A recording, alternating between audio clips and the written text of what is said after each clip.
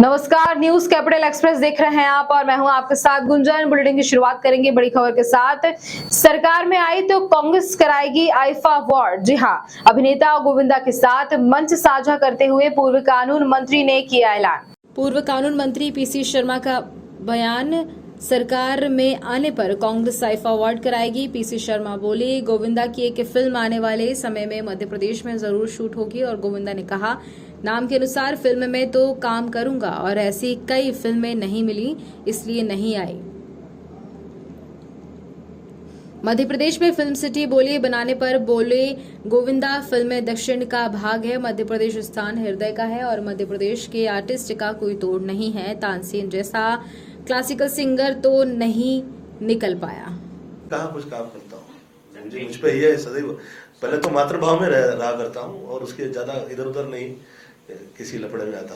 भारत करने वाले यानी जहाँ इंडिया का नाम भारत हो जाएगा तो क्या फर्क पड़ेगा इससे? ये देखिए बहुत गहन विषय है और सब वरिष्ठ लोगों ने ये विचार किया है।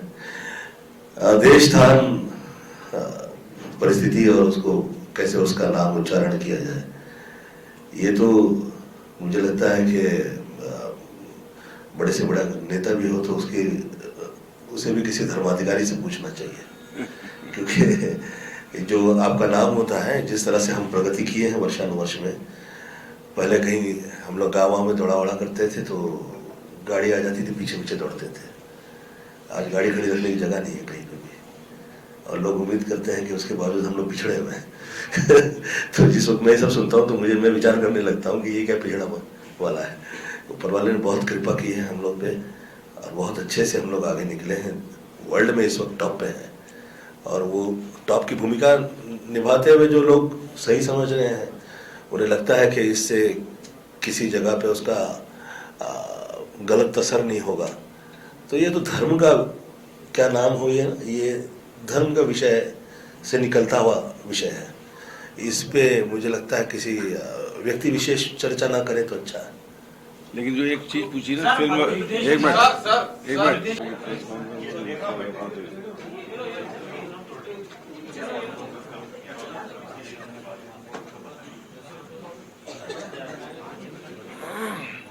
मध्य प्रदेश में आपकी कोई फिल्म शूटिंग हो, कुछ ऐसी आगामी प्लानिंग हो?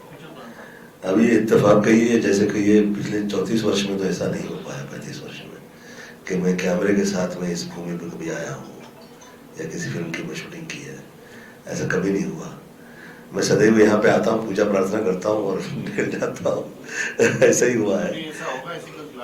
अभी तक तो नहीं हुई है और होगी तो I will let you know about it. इस दिनों देश में बड़ी चर्चा है कि नमस्कार, मैं धन्यवाद देता हूँ आदरणीय शर्मा जी का और चौहान साहब का कि मुझे इस कार्यक्रम में आप लोगों ने आमंत्रित किया और भोपाल में तो सदैव आप लोग के साथ साथ रहा है। आपका तो है ही है, शुक्रिया अदा करता ही रहता हूँ मैं सदैव।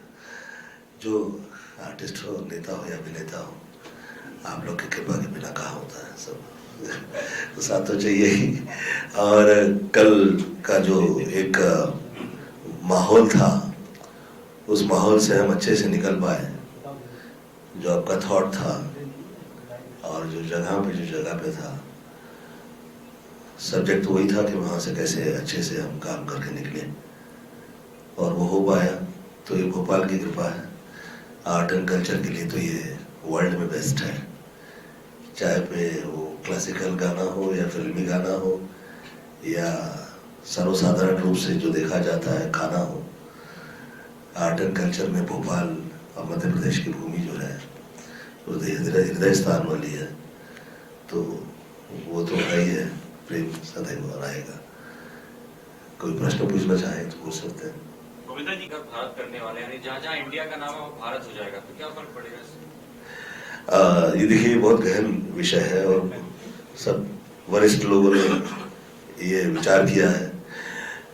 देश स्थान परिस्थिति और उसको कैसे उसका नाम उच्चारण किया जाए, ये तो मुझे लगता है कि बड़े से बड़ा नेता भी हो तो उसे भी किसी धर्माधिकारी से पूछना चाहिए, क्योंकि जो आपका नाम होता है, जिस तरह से हम प्रगति किए हैं वर्षानुवर्ष में, पहले कहीं हम लोग गाँव में दौड़ा वड़ा करते थे तो गाड़ी आ जाती थी, पीछे पीछे दौड़ते थे।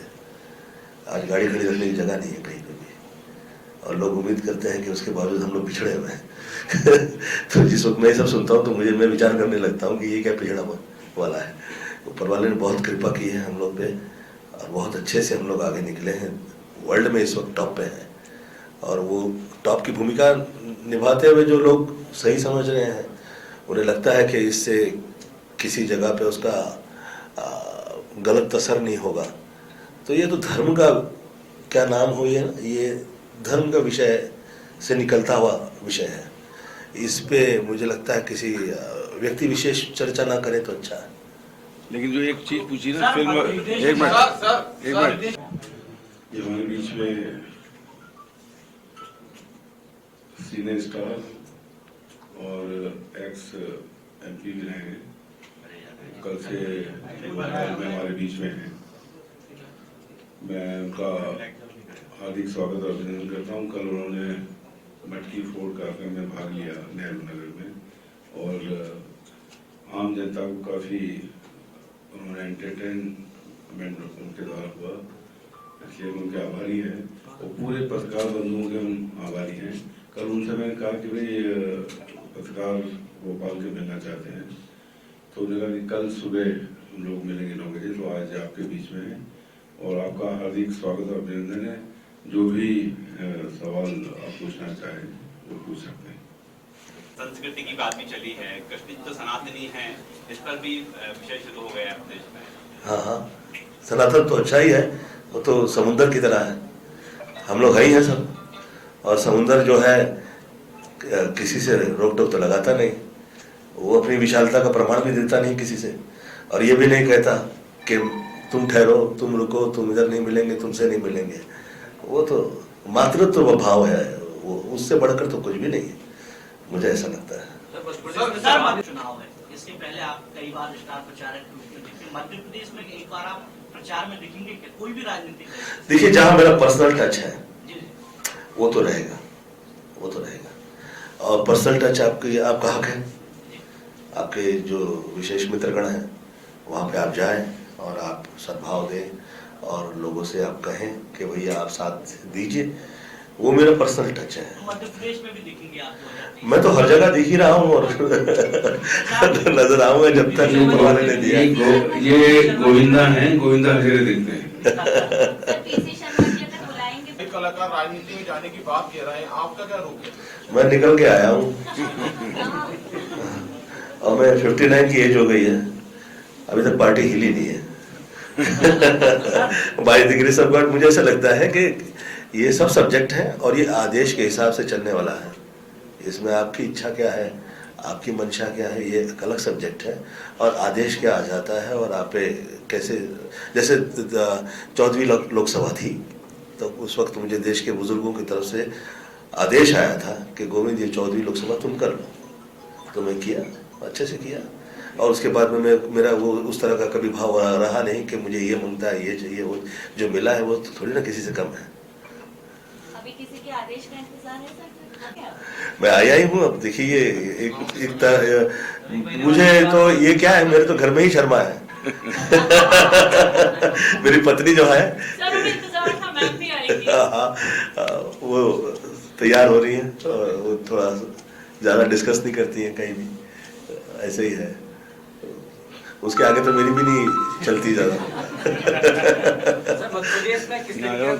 मुख्यमंत्री शिवराज सिंह चौहान का बयान, G20 का सम्मेलन हो रहा है और यह हम सब के लिए गर्व की बात है। प्रधानमंत्री नरेंद्र मोदी के तत्वाधान में भारत देश के लगातार आगे बढ़ रहा है और विकास की ओर अग्रसर है, और वहीं भारत में कई देशों के लोग भी आ रहे हैं और उनका भरोसा और विश्वास देखते ही बनता है। खाद, बिजली, पानी की जो मांग है उसको पूरा किया जाएगा। स्वर्णिम मध्य प्रदेश है, जो नेता जनार्दन ये खुशहाल है।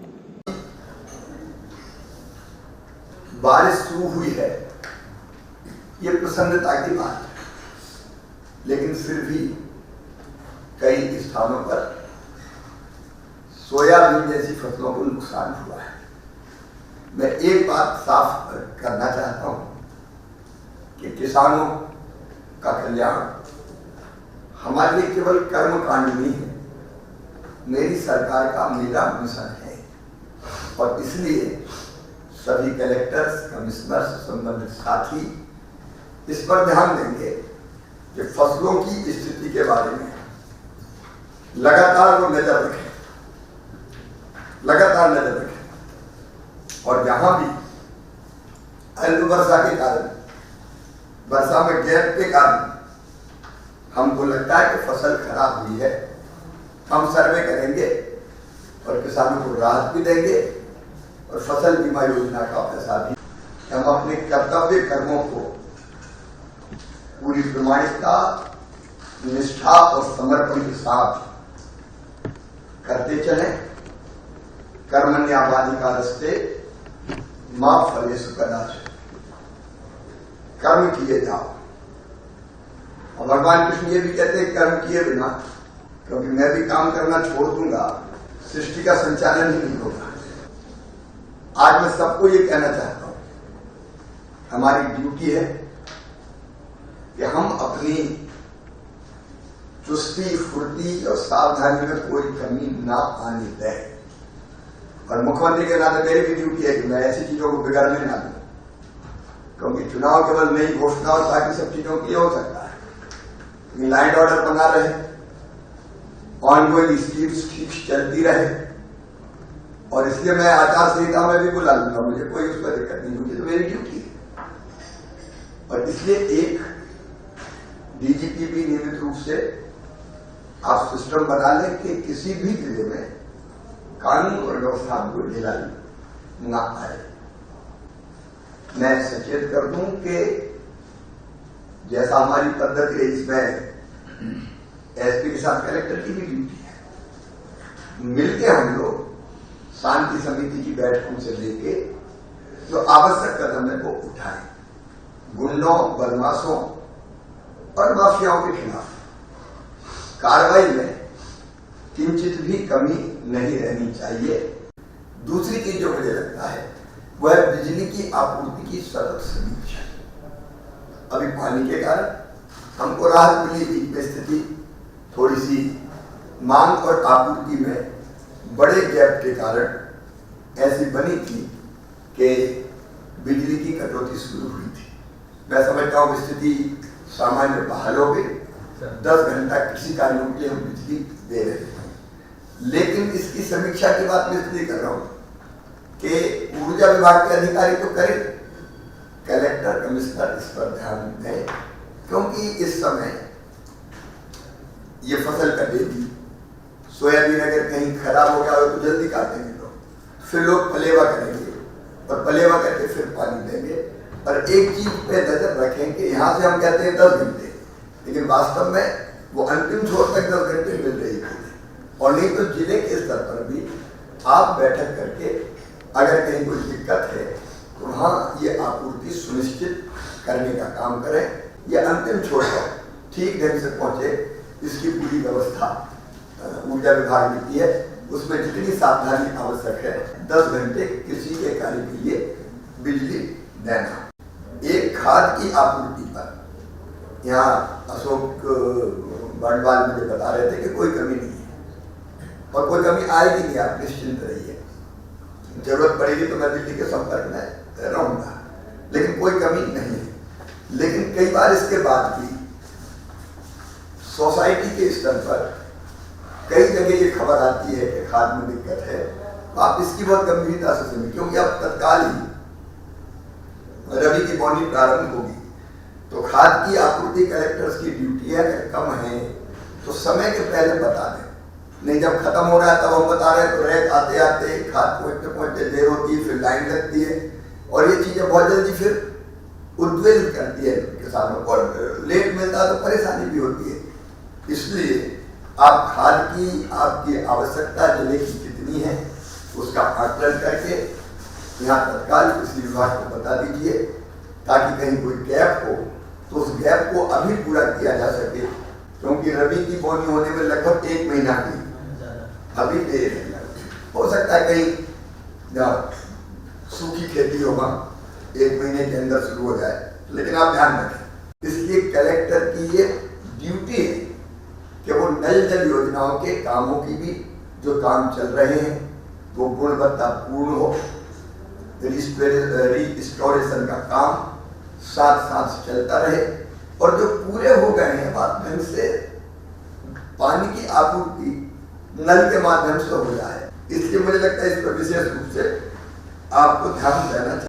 सर, G20 की बैठक हो रही है, तमाम राष्ट्रों के राष्ट्राध्यक्ष भारत आ रहे हैं। भारत के लिए ये अत्यंत गौरव के क्षण हैं। आज भारत प्रधानमंत्री श्रीमान नरेंद्र मोदी जी के नेतृत्व में G20 की अध्यक्षता कर रहा है। मैं इस अवसर पर हमारे देश की धरती पर पधारे हुए सभी राष्ट्राध्यक्षों का और अतिथियों का हृदय से स्वागत करता हूं, अभिनंदन करता हूं। भारत ने आज नहीं, हजारों साल पहले उद्घोषित किया, वसुदैव कुटुंबकम अयम निजम परा वेत्ति गणना लघुचेत साम उदार चरिता नाम तू वसुदैव कुटुंबकम। सारी दुनिया एक परिवार है, और यही थीम है G20 की। भारत ने उद्घोष किया, प्राणियों में सद्भावना हो और विश्व का कल्याण हो। विश्व का कल्याण भारत का मूल भाव है, और आज हमें कहते हुए हर्ष, प्रसन्नता और गर्व है कि प्रधानमंत्री जी आज विश्व का नेतृत्व कर रहे हैं और विश्व कल्याण के लिए प्रतिबद्ध है। सर्वे भवन्तु सुखिना, सर्वे सन्तु निरामया, सर्वे भद्राणि पश्यन्तु मां कश्चित् दुर्भाग भवेत्। ये भारत का मंत्र है, सब सुखी हो, सब निरोग हो, सबका मंगल हो, सबका कल्याण हो। और मुझे पूरा विश्वास है कि प्रधानमंत्री जी के नेतृत्व में G20 का ये सम्मेलन विश्व के कल्याण के लिए, सबके सुखी निरोग और सबके कल्याण के लिए एक नई राह दिखाएगा। सभी अतिथियों का एक बार फिर हृदय से स्वागत। सर, आज आपने एक बहुत बड़ी बैठक करी जिसमें किसानों को लेकर के जो कुछ महत्वपूर्ण फैसले और निर्देश दिए गए। मेरे प्रिय किसान भाइयों, प्रसन्नता का विषय अब यह है कि वर्षा हो रही है, महाकाल महाराज की कृपा हुई है। लेकिन मैंने आज निर्देश दिए कि अगर वर्षा में गैप के कारण कहीं फसलों को नुकसान हुआ है तो किसान चिंता न करें, हम उसका आकलन करेंगे, सर्वे करेंगे, और नुकसान अगर हुआ है तो फिर हम राहत की राशि के लिए भी तत्काल कदम उठाएंगे और फसल बीमा योजना का लाभ मिले इसका भी इंतजाम करेंगे।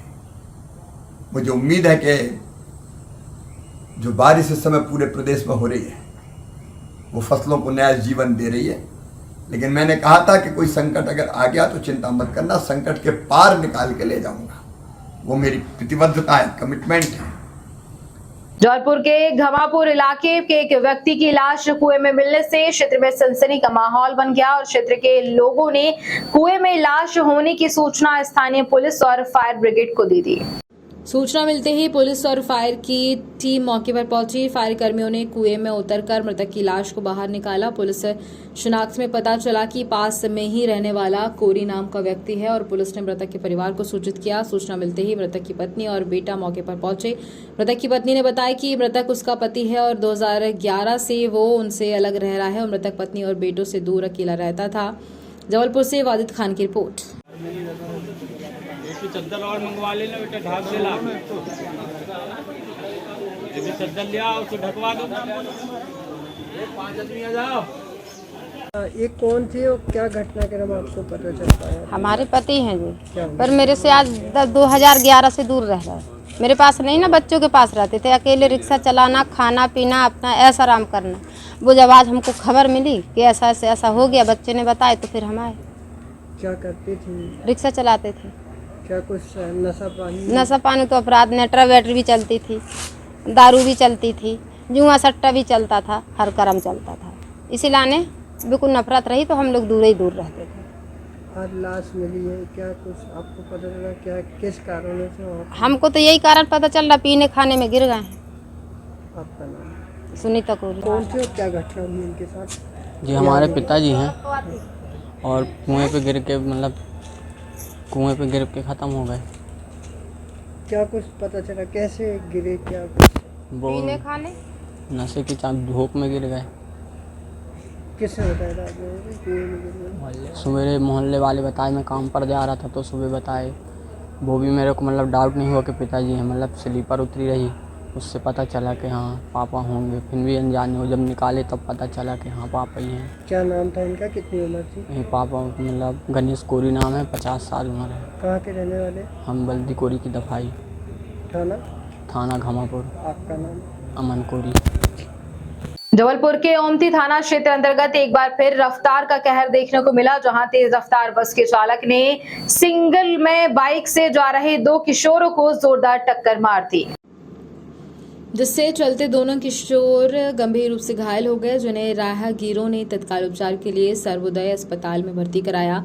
वहीं सूचना पर पहुंची पुलिस ने बस सहित बस के चालक को मौके से गिरफ्तार कर लिया। वहीं उपचार के लिए भर्ती किए गए 2 किशोरों में से एक की मौत हो गई, और जिसके बाद परिजनों ने अस्पताल प्रबंधन के ऊपर लापरवाही के आरोप लगाते हुए अस्पताल परिसर में हंगामा करते हुए अस्पताल के विरुद्ध कार्रवाई की मांग की है। जबलपुर से वाजिद खान की रिपोर्ट।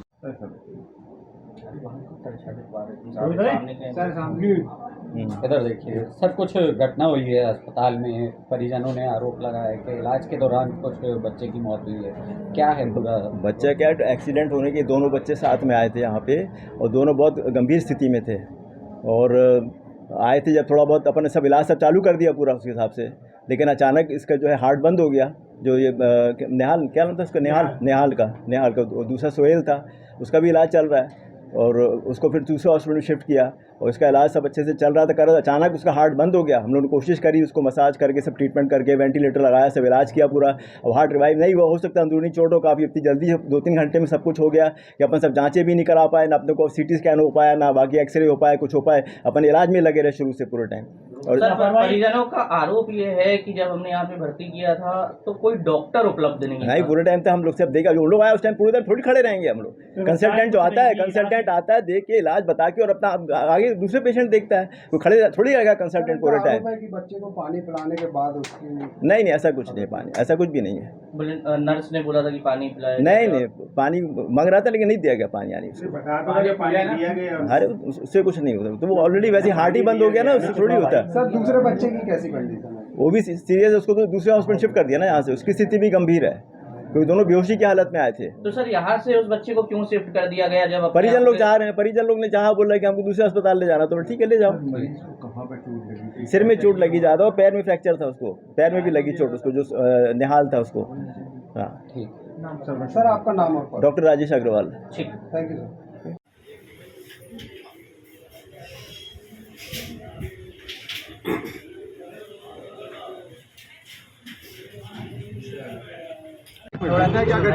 घटना ये लोग सिग्नल में खड़े हुए थे तैयब अली चौक में, तो सिग्नल बंद था, पीछे से मेट्रो ने इनको टक्कर मारी, ये गंभीर रूप से घायल हो गए। घायल होने के बाद इनको विक्टोरिया उपचार के लिए लेके गए, तो वहाँ से कोई मेडिसिन वगैरह कोई ऐसा कुछ नहीं मिला, एम्बुलेंस उपलब्ध नहीं थी। वहाँ पे मैंने बोला, फिर प्रयास किया प्राइवेट एम्बुलेंस भी, तो वहाँ पे ऐसी कोई सुविधा नहीं थी। फिर उनको एक को ऑटो में, एक को रिक्शे में, ऐसे करके जैसे तैसे लाया गया, चालू मतलब बोलते हुए लाया गया था। लोगों को दिया यहाँ पे ट्रीटमेंट, एक ड्रिप लगाया गया था। उसके बाद 2 से 3 घंटे कोई डॉक्टर उपलब्ध नहीं यहाँ पे, 2-2 ढाई घंटे फ़ोन लगा परेशान, तो कोई ट्रीटमेंट नहीं मिला। आज वो बच्चे की डेथ हो गई है यहाँ पे। कितने बच्चे रहे? 2 बच्चे थे, जिनमें से दोनों की उम्र 16-16 साल है।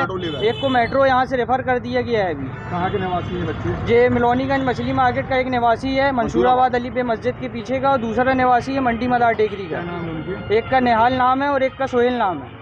आपका नाम? मेरा नाम सोहेल मंसूरी है। मैं बाजू में रहता हूँ, मेरी शॉप में काम करते हैं बच्चे दोनों।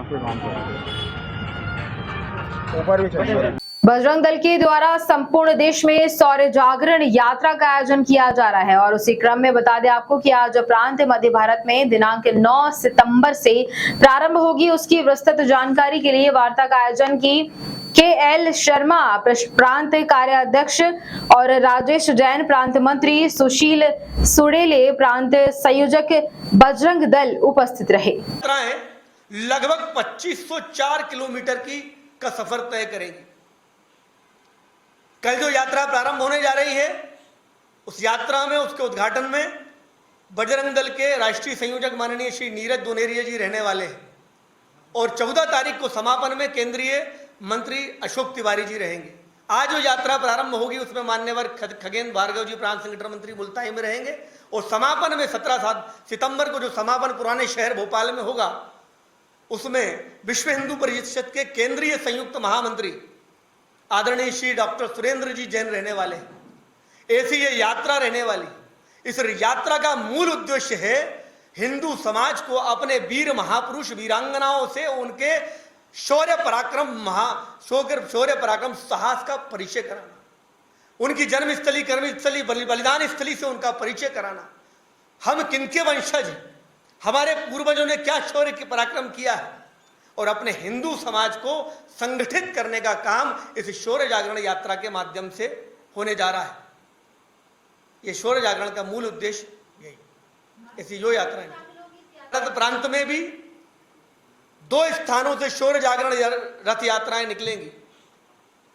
एक यात्रा मुरैना में स्वतंत्रता संग्राम सेनानी श्री राम प्रसाद बिस्मिल जी की जन्मस्थली से प्रारंभ होगी, जो मुरैना, अंबा, भिंड, ग्वालियर, दतिया, डबरा, अशोकनगर, राधोगढ़, गुना ऐसे होते हुए कई जिलों से होते हुए समाधि स्थल पर, वीरांगना लक्ष्मीबाई जी की समाधि स्थल पर आके समापन होगा 14 तारीख। एक यात्रा आज शाम को 6 बजे मुल्ताई, सूर्य नारायण जी की पुत्री मां ताप्ती जी के उद्गम स्थल से मुल्ताई से प्रारंभ होगी, जो मुल्ताई, बैतूल, हरदा, सिवनी, मालवा, नर्मदापुर, सुहागपुर, पिपरिया, बरेली, रायसेन, विदिशा, बासोदा, राजगढ़, नरसिंहगढ़, सीहोर ऐसे अनेक जिलों से होती हुई भोपाल में 17 सितंबर को मां भवानी कर्फ्यू वाली मंदिर के सामने अग्रसेन चौराहे पर इसका समापन 17 सितंबर को होगा। ऐसे उज्जैन में पाकिस्तान जिंदाबाद के नारे लग जाते हैं। खरगोन हुआ, मंदसौर हुआ, खंडवा हुआ, मध्य प्रदेश के भी कई जिले हुए, देश के कई प्रदेश ऐसे हैं जहां पर हिंदू को टारगेट किया जा रहा है।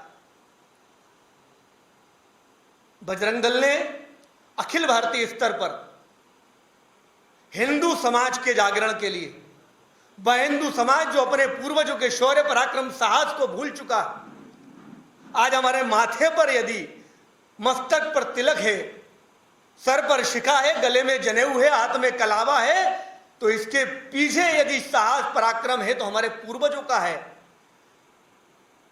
जिन्होंने विधर्मियों से लोहा लिया, लड़े, वीरगति को प्राप्त हुए, जीते, लेकिन सनातन परंपरा का वहन करते हुए अपने वंशजों को सनातन परंपरा में रहने दिया।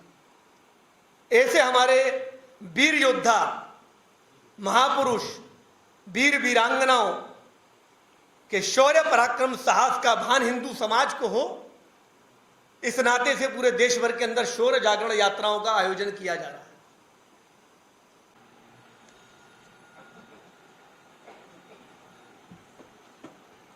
आप सभी को जय श्री राम। हम देखेंगे कि पूरे देश भर के अंदर किसी भी प्रकार का हिंदू समाज पर यदि कोई संकट आता है, हिंदू समाज को यदि संघर्ष की आवश्यकता रहती है, संघर्ष होता है, ऐसी सारी परिस्थितियों के अंदर बजरंग दल अग्रणी भूमिका निभाता है।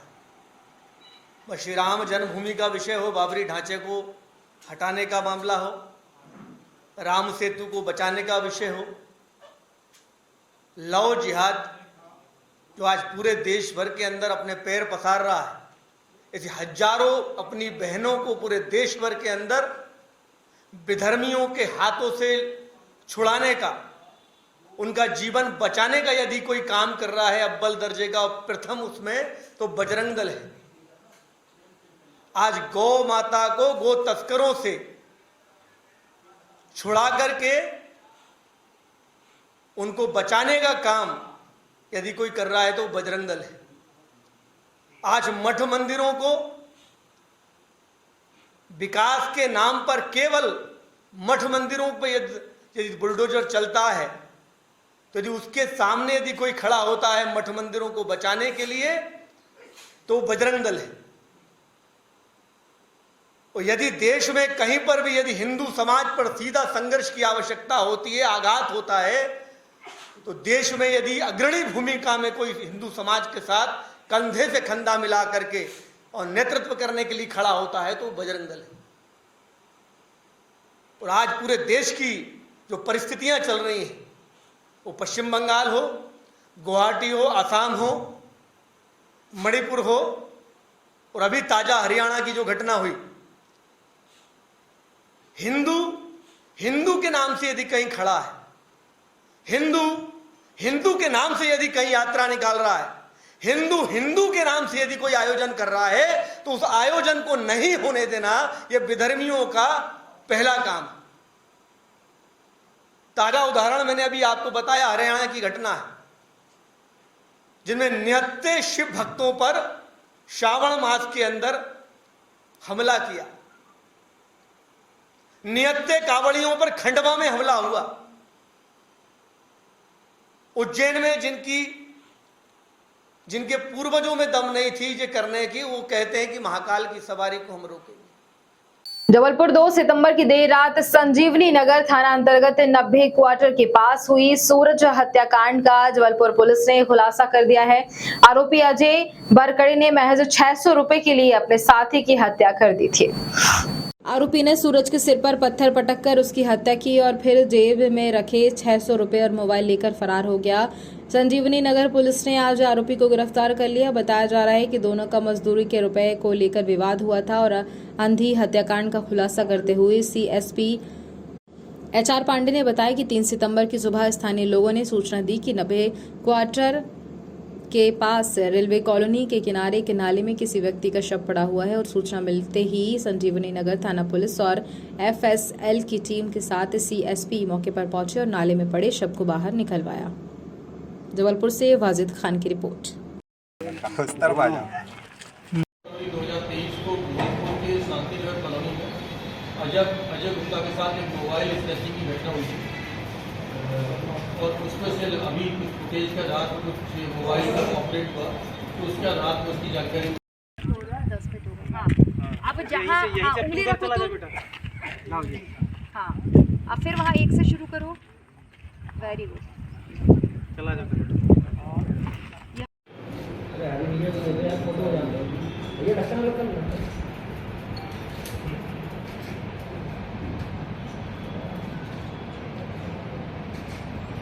जी सर। अरे नहीं भैया, ऐसा नहीं, ऐसा नहीं, एक बार लंबाई में और एक बार चौड़ाई में 8 आ गया, लंबाई में जी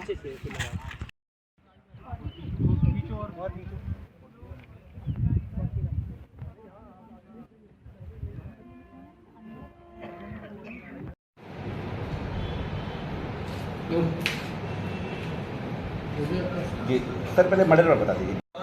मामूली से मजदूरी के विवाद को लेकर ठेके द्वारा जो भुगतान किया गया था, उसके भुगतान को लेकर विवाद हुआ और उसने हो गया है। उसमें मृतक जो सरजू झारिया था, जिसकी आइडेंटिफिकेशन किया गया और उसको मारने में उसका एक साथी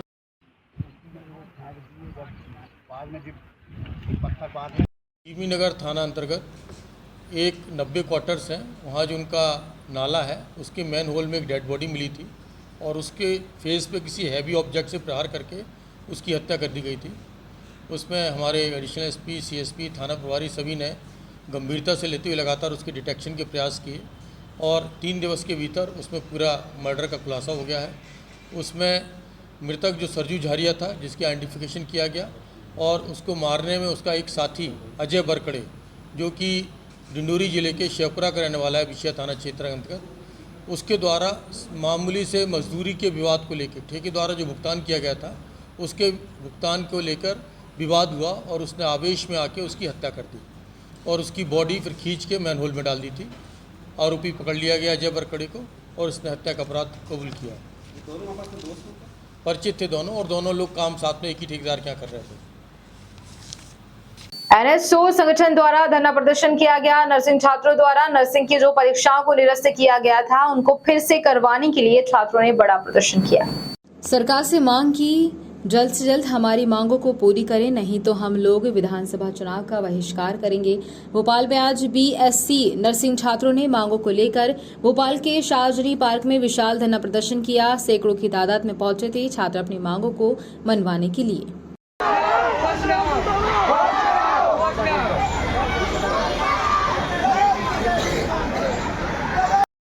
के दलालों को जूते मारो सालों को, दलालों को जूते मारो सालों को, शिक्षा के दलालों को जूते मारो सालों को। मामा तेरी तानाशाही नहीं चलेगी, नहीं चलेगी। अरे मामा तेरी तानाशाही नहीं चलेगी, नहीं चलेगी। हम अपना अधिकार मांगते नहीं किसी से भीख मांगते, हम अपना अधिकार मांगते नहीं किसी से भीख मांगते, हम अपना अधिकार मांगते नहीं किसी से भीख मांगते। भारत माता की माता की संगठन जिंदाबाद, जिंदाबाद।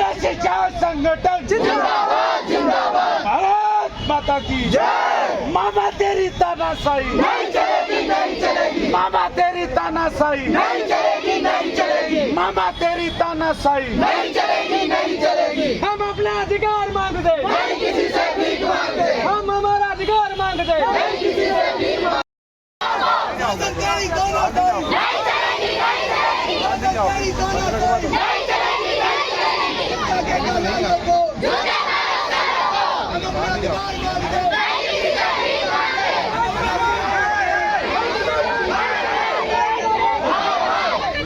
हमारा हक मांगते नहीं किसी से भीख मांगते, हम हमारा हक मांगते नहीं किसी से भीख मांगते, हमारा हक मांगते नहीं किसी से भीख मांगते। भारत माता की भारत माता की भारत माता की इंकलाब जिंदाबाद, इंकलाब जिंदाबाद, इंकलाब जिंदाबाद।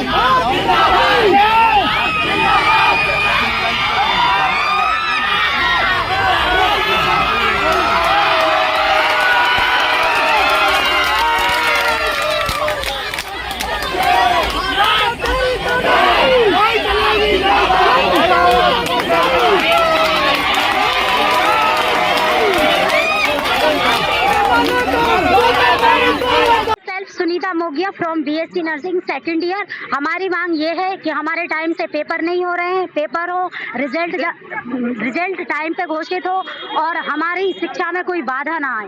हम लोगों को सबसे पहले टाइम और सब चीज़ों की सब चीज़ों से जूझ रहे हैं और सबसे जैसे भैया ने बताया फाइनेंशियल कंडीशन बहुत बड़ा मुद्दा है हमारे साथ, तो वो भी टाइम से किया जाए, हमारे पेपर कराए जाएं, हमारा रिजल्ट दिया जाए और अगर ये सब नहीं हो रहा है उनसे तो कुछ ना किया जाए, जितने भी छात्र छात्राएं हैं उनको एक सीमित पोस्ट पे अच्छी जॉब दी जाए।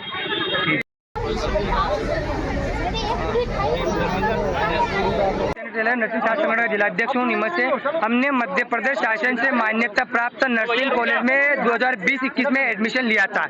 हमारी एग्जाम 18 महीने के अंदर कंडक्ट करवानी चाहिए थी, जबकि हमारी एग्जाम फर्स्ट ईयर में ही हमको 3 साल हो गए। अब हम कब तक एक ही क्लास में वेट करेंगे?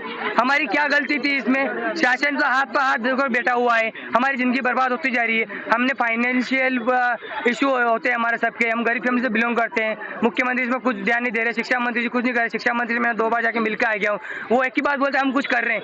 कब करेंगे? 3 साल तो हमें बर्बाद कर ही दिए हैं, उसके ऊपर भरपाई कौन करेगा?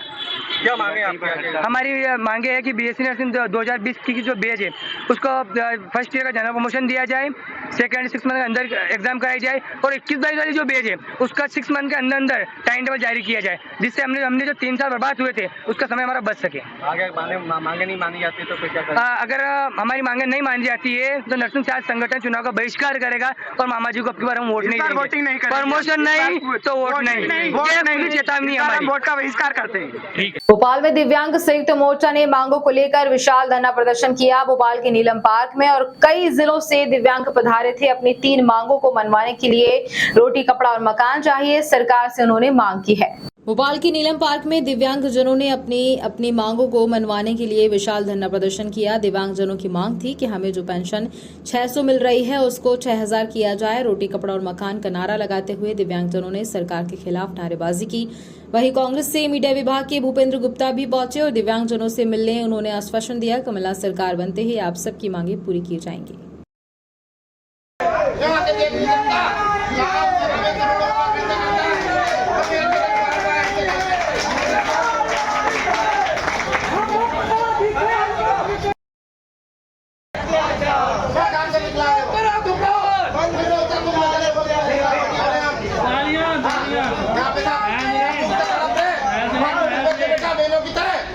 खाना नहीं मिल रहा विकलांग को, पेंशन नहीं दे सकता, छोड़ दे ऐसी कुर्सी, कैसे बढ़वा के चल लूं?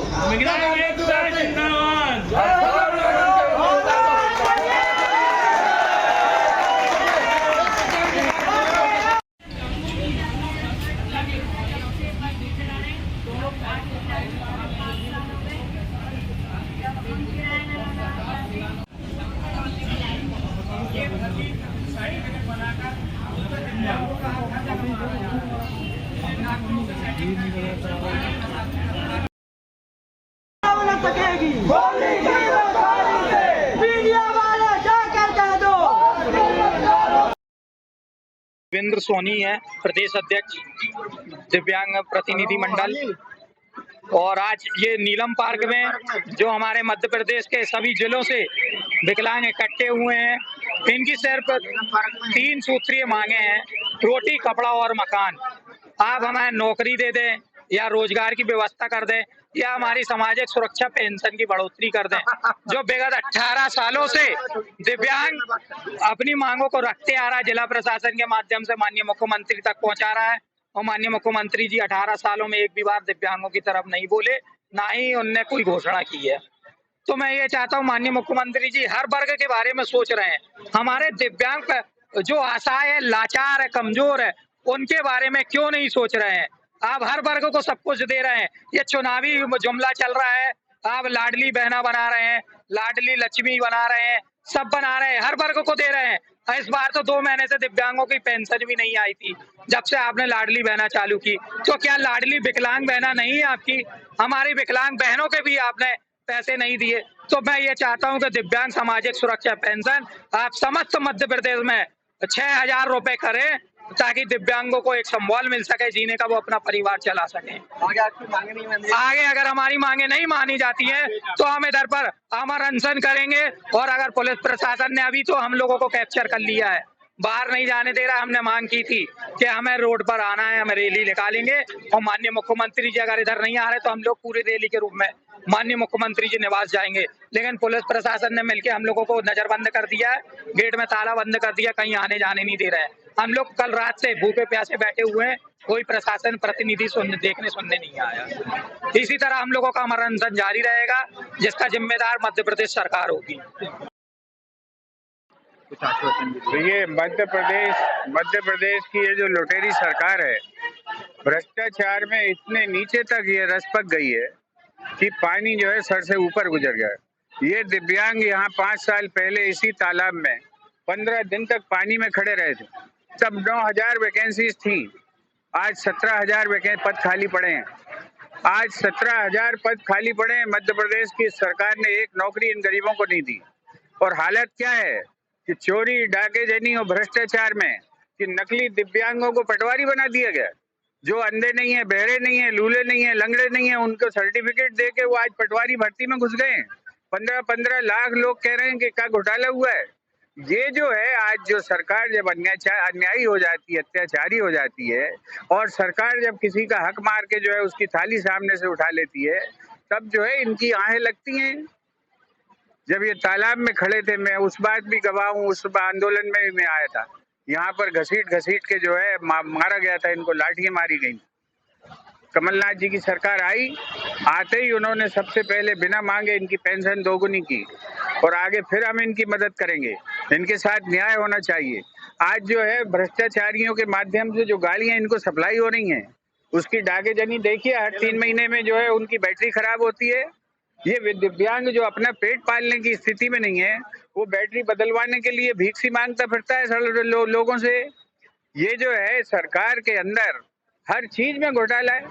आप किसी को कपड़े दे रहे हो तो कपड़ों में कपड़े ही चुरा लिया, आप किसी को पोषण आहार दे रहे हो तो पोषण आहार ही चुरा लिया, आप किसी को जो है दवाई दे रहे हो तो दवाई में ही माल अंटी कर लिया। ये हम हमारा वचन पत्र आएगा, उसमें हम जो है दिव्यांगों के लिए विशेष व्यवस्था करेंगे। इनके साथ न्याय होना चाहिए, इन्हें हमें उत्पादक बनाना पड़ेगा। ये भी एक प्रोडक्टिव फोर्स समाज की हो सकती है। इसीलिए कांग्रेस पार्टी ने, कमलनाथ जी ने जो है कांग्रेस के अंदर एक दिव्यांग प्रकोष्ठ का निर्माण किया है, ताकि जो है इनकी समस्याओं की जानकारी, इनकी वास्तविकताओं को हम जान सकें और इनके साथ न्याय कर सकें। इनकी मांगों पर कमलनाथ जी जो है विचार करके सहानुभूति पूर्वक फैसले लेंगे और हमारे वचन पत्र आएगा तो उसमें इनके साथ न्याय होगा।